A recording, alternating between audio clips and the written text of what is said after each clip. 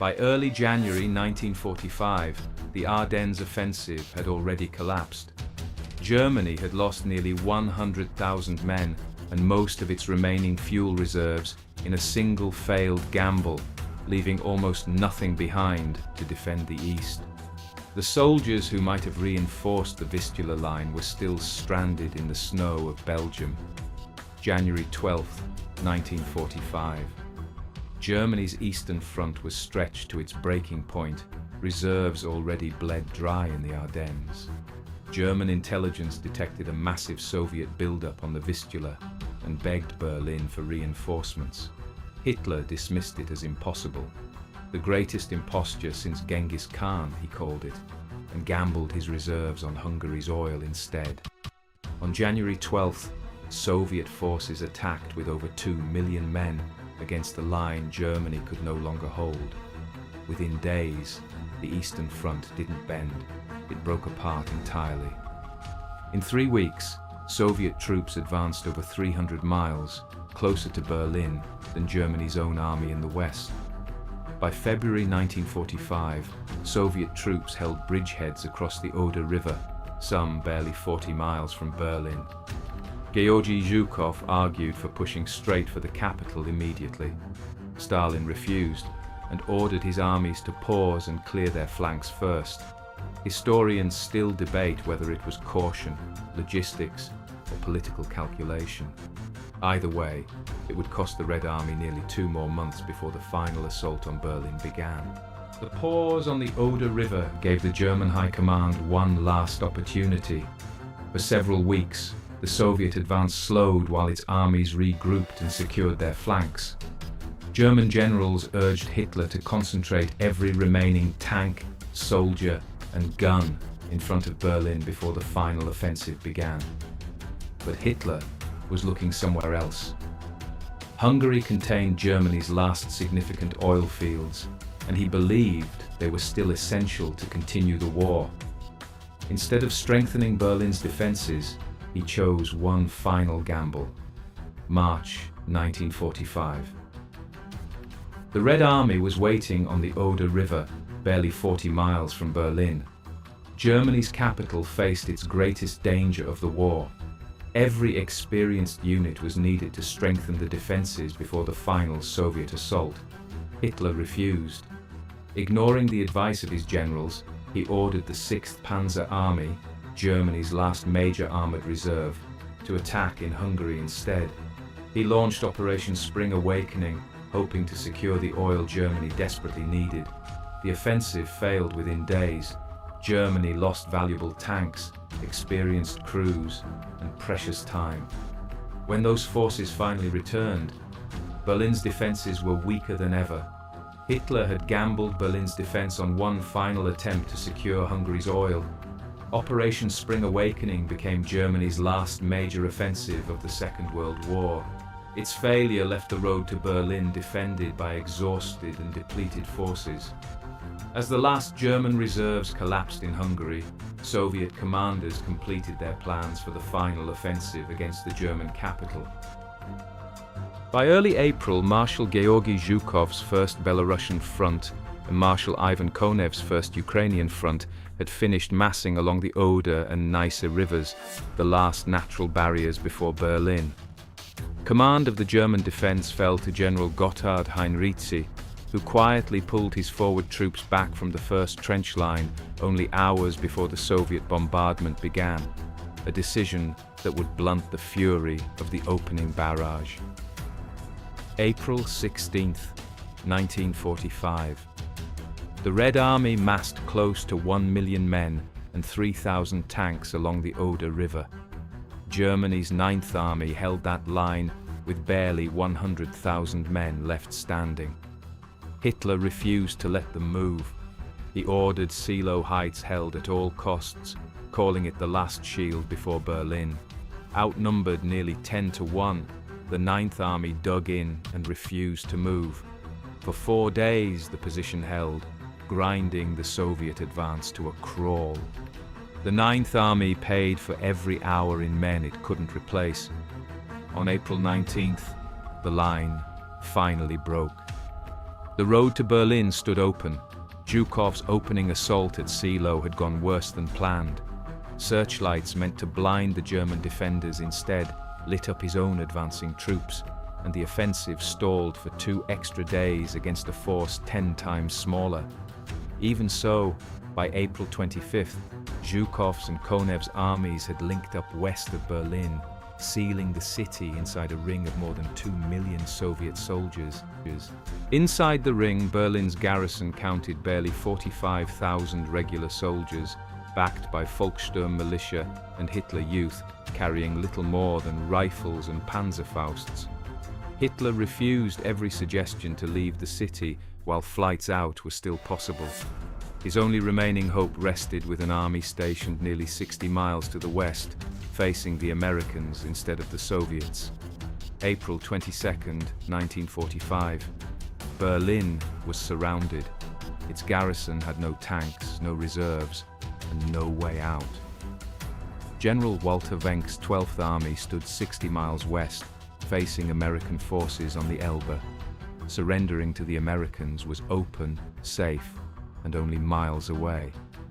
Hitler ordered Wenck to turn his army around and march east, straight into the Soviet ring. Wenck's army numbered barely 100,000 men. The Soviet ring held 2 million, 20-1, against an enemy already inside the city. By April 28th, his troops reached the outskirts of Potsdam, still miles short of central Berlin. Soviet forces held every road in. The rescue never reached the city. Wenck's army was consumed a mile at a time. Wenck's army never broke through to central Berlin, but it did reach remnants of the trapped 9th Army and thousands of civilians fleeing west.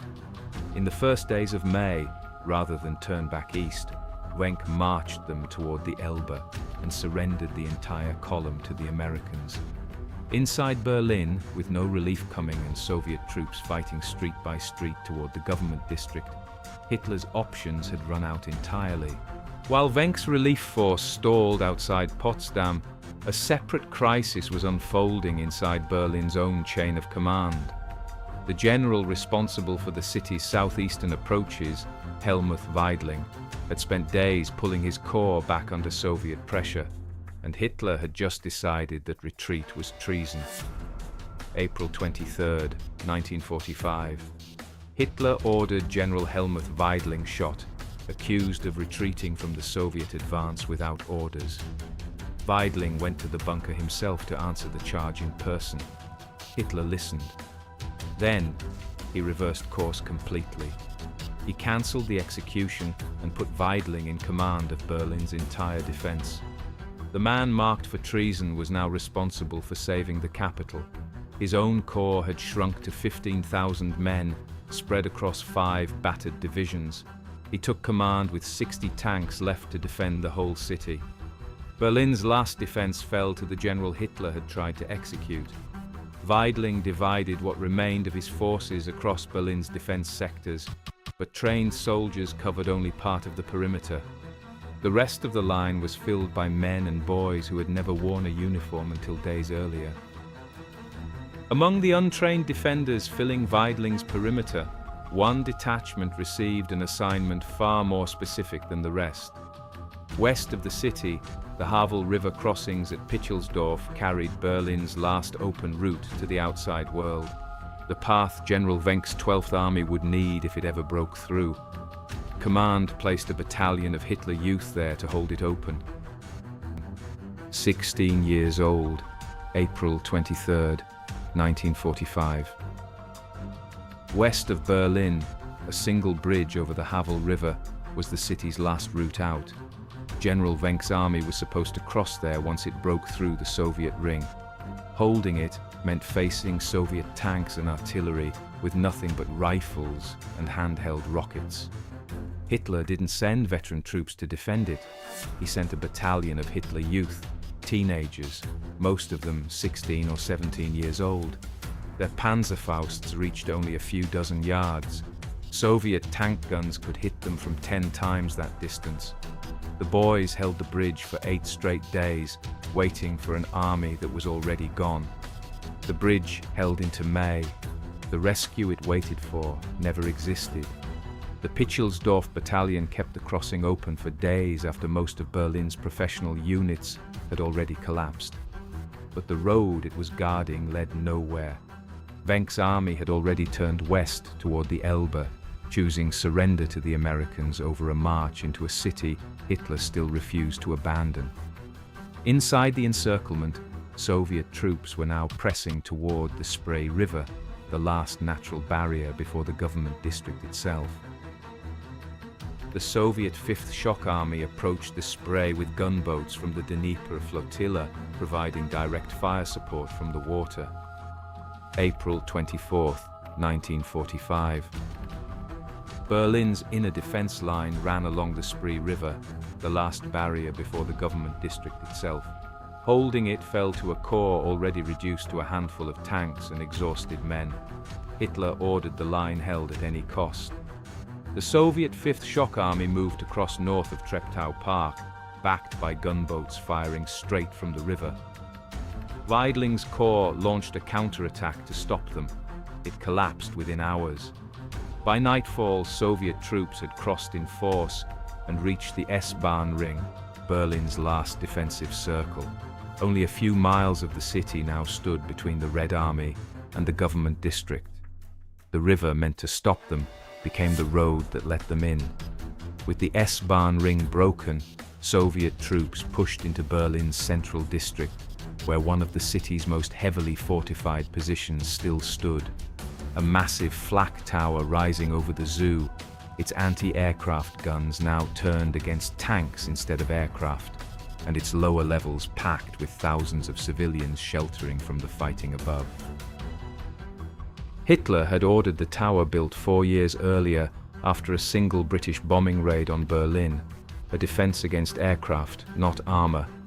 By April 1945, its 4 anti-aircraft guns pointed down instead of up, and the shelter meant for 15,000 civilians now held more than twice that number. 8 meters of concrete, Soviet tanks pushed toward the Tiergarten, aiming to cross the Moltke Bridge into the government district. Standing in their way was a fortress never built for this kind of war, the Zoo Flak Tower. Its guns were designed to hit bombers overhead, not tanks on the ground.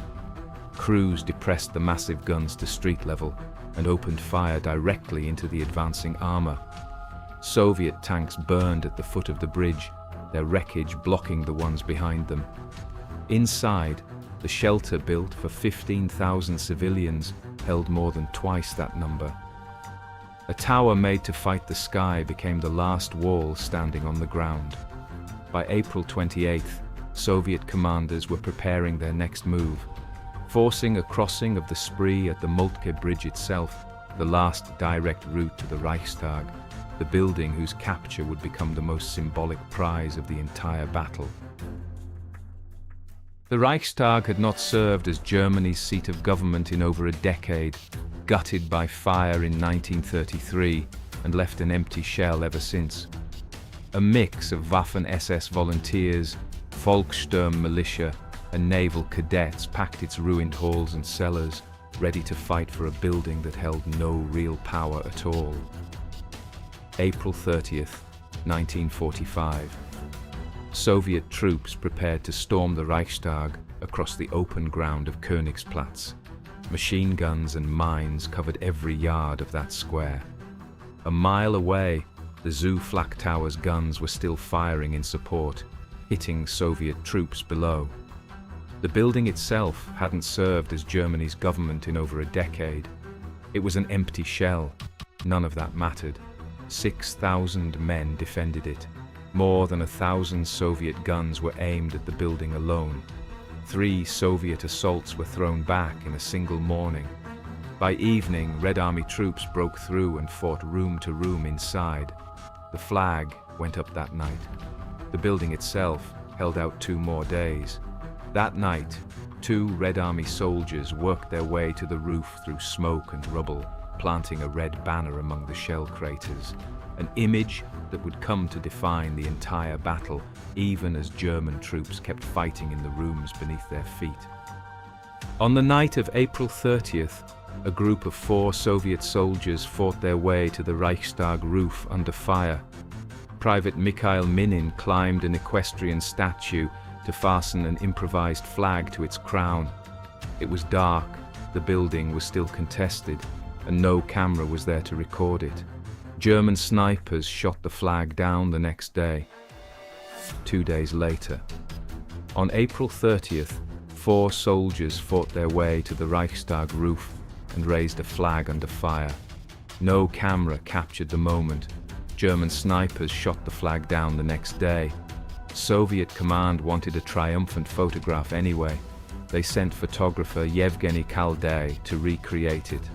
On May 2nd, with the fighting already over, Kaldai picked 3 soldiers and staged the scene. One of them had 2 watches on his wrists, looted from German bodies. Kaldai scratched one out before the photo was published. The most famous photograph of the war was never taken during the war. It was staged after it ended. The Red Army officially took full control of the Reichstag on May 2nd, the same day Kaldai staged his photograph. But the building's capture, however symbolic, changed nothing about the situation 2 miles away, where Hitler had spent the war's final days making decisions inside a bunker, increasingly disconnected from what was actually happening on the streets above. 2 miles from the Reichstag, inside a bunker sealed under several meters of reinforced concrete, Hitler's chief of the Army General Staff, Hans Krebs, delivered the daily situation report. That afternoon, April 22nd, the report would trigger the first admission Hitler had made since the war began, that it was already lost. A dozen tanks from 1940. That was the strongest force General Felix Steiner had for the counterattack Hitler was counting on. The rest of his army was Hitler youth boys, dock workers, and ground crew with no combat training. Hitler believed this force could break the Soviet ring around Berlin. On April 22nd, he asked for an update. Steiner had not moved. There was nothing left to move. The attack had never been possible. Hitler broke down in front of his own generals and admitted for the first time that the war was lost. That same afternoon, he ordered another army, Wenck's 12th, to turn around and save the capital instead. The plan had failed before it started. Hitler simply moved on to the next one. Wenck's march east, the one covered days earlier, hadn't come from careful strategy. It came within hours of Hitler's own admission that the war was already over, ordered by a man who kept issuing commands to armies that no longer had the strength to carry them out.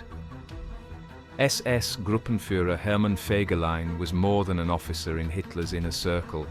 He was family, married to Eva Braun's sister Gretel. On April 27th, he was found in his Berlin apartment, out of uniform, with travel documents and cash, apparently trying to escape the city before it fell. One order ended a life, the next began a marriage, 1 kilometer away.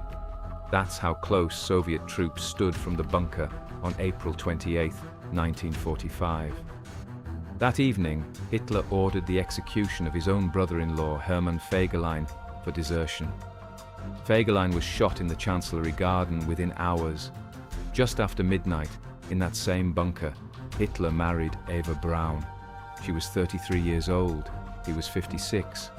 Afterward, he dictated his final will before signing it and blaming others once more for the war he had lost. Less than 40 hours later, both of them were dead. The following afternoon, April 30th, with Soviet troops fighting only blocks from the Reich Chancellery, Hitler and his new wife retreated into a small sitting room inside the bunker. It would be the last time either of them was seen alive. By late April, the war on every front had turned into a race to avoid capture. In northern Italy, Mussolini's own war had already ended, and not on his own terms. The report that reached the bunker described exactly how, and it changed what Hitler decided to do next. He wasn't afraid of dying. He was afraid of how. 2 days earlier, in Milan. Benito Mussolini had been captured and shot by Italian partisans. His body was hung upside down in public. News of it reached Hitler's bunker by radio the next day.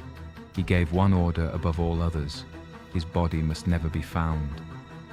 On April 30th, with Soviet troops fighting blocks from the Chancellery, Hitler and Eva Braun withdrew into a small room. A single shot was heard shortly after. Aides carried both bodies into the garden above and set them on fire. The Reich, that was supposed to last 1,000 years, lasted 12. Hitler's death did not end the fighting. Command of Berlin's defense stayed with General Weidling, the man appointed weeks earlier after nearly being executed himself. 2 days later, it would fall to him to decide how the battle for the city would finally end. On May 1st, General Hans Krebs crossed into Soviet lines to negotiate terms with General Vasily Chuikov. Moscow's answer was unconditional surrender, nothing less. Krebs returned to the bunker with no deal. That night, he took his own life alongside Joseph Goebbels, who had briefly succeeded Hitler as Chancellor. The order to keep fighting came from a man who was already dead. May 2nd, 1945. With Krebs dead and no terms reached, command of Berlin fell to General Helmuth Weidling alone. Hitler had ordered the city defended to the last man, no matter the cost. Weidling crossed into Soviet lines himself before dawn. He signed the surrender of the city Hitler had died defending 2 days earlier. The order went out over loudspeakers and radio: lay down your arms. More than 100,000 German soldiers surrendered within hours. The man once marked for execution was the one who ended the battle. Scattered fighting continued in isolated pockets for another day, but organized resistance in Berlin was over. The war in Europe would end 6 days later, on May 8th, when Germany surrendered unconditionally to the Allies as a whole.